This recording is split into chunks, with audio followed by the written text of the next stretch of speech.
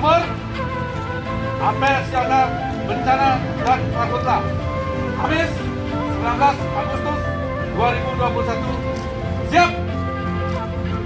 Lanjutkan.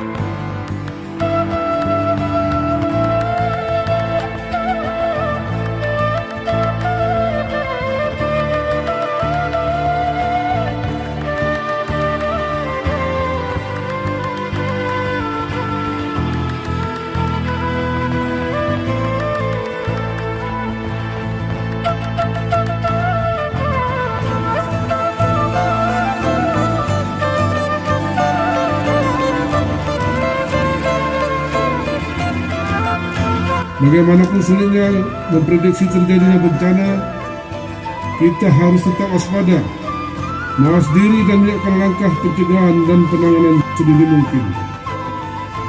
Persiapan dan kesiapan untuk mengantisipasi datangnya bencana merupakan langkah yang tepat. Terima kasih kami sampaikan kepada segenap peserta apel yang telah hadir pada kesempatan ini.